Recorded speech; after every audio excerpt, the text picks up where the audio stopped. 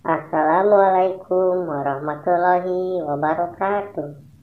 Anak-anak, seperti yang telah dijelaskan oleh Pak Dadan tadi, bahwa berdasarkan jenis perubahannya, adaptasi tumbuhan dibedakan menjadi 3 macam, yaitu adaptasi morfologi, adaptasi fisiologi, dan adaptasi kebiasaan.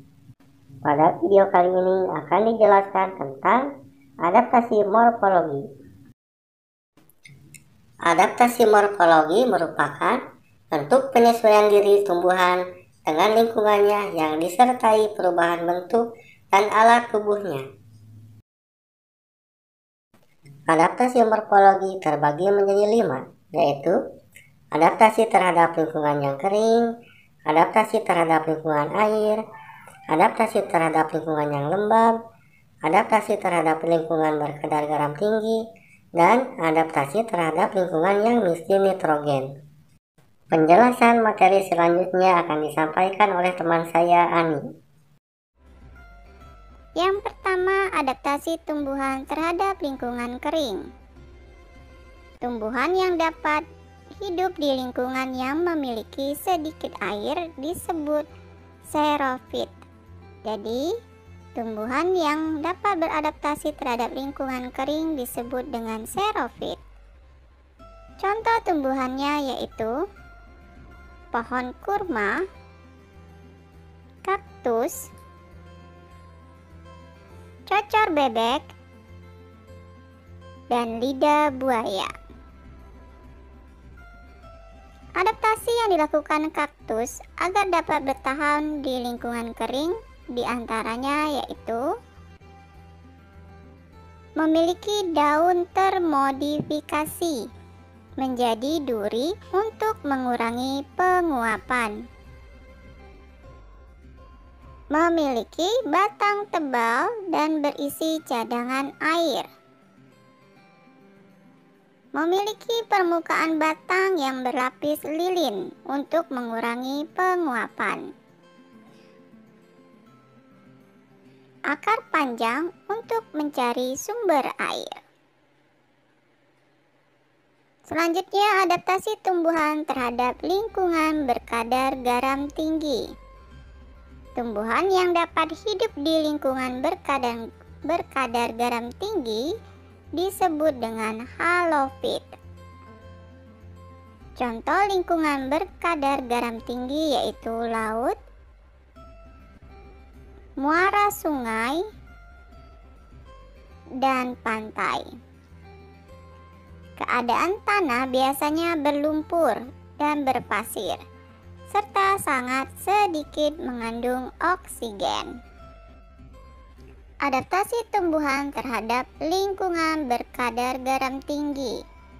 Contoh tumbuhannya adalah tumbuhan bakau dengan adaptasi akar napas yang tumbuh ke atas permukaan tanah untuk memperoleh oksigen dan akar tunjang untuk menopang tumbuhan di tanah yang berlumpur dan menahan terjangan ombak. Daun kaku, tebal, dan permukaannya licin untuk mengurangi penguapan dan menyimpan air. Bagian bawah daun berkelenjar untuk mengeluarkan kelebihan garam. Selanjutnya adalah adaptasi tumbuhan terhadap lingkungan air.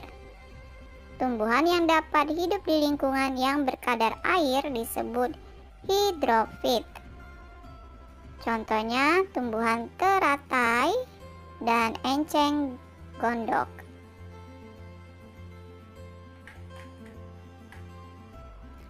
Adaptasi tumbuhan terhadap lingkungan air yaitu yang pertama, adaptasi tumbuhan teratai.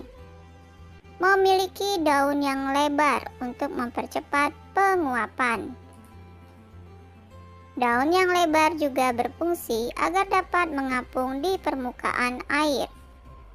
Daun yang berlapis lilin untuk mencegah daun membusuk karena selalu terkena air. Contoh kedua, enceng gondok adaptasinya yaitu memiliki pangkal tangkai daun berongga yang berfungsi untuk mengapung di permukaan air. Akar lebat untuk menjaga keseimbangan tumbuhan agar tidak terbalik. Selanjutnya, adaptasi tumbuhan terhadap lingkungan lembab. Tumbuhan yang dapat hidup di lingkungan yang berkadar lembab disebut tumbuhan higrofit. Contoh tumbuhannya adalah tumbuhan paku dan begonia.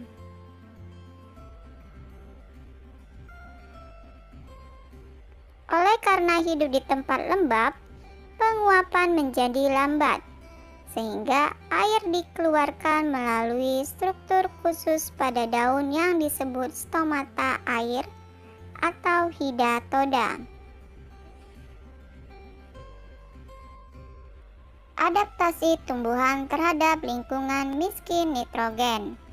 Tumbuhan yang hidup di lingkungan miskin nitrogen biasanya melakukan penyesuaian diri dengan merangkap serangga, kemudian mencernanya sebagai sumber nitrogen. Contohnya adalah tumbuhan kantong semar dan tumbuhan Venus. Perhatikan cara tumbuhan kantong semar dan tumbuhan Venus merangkap serangga yang mendekatinya.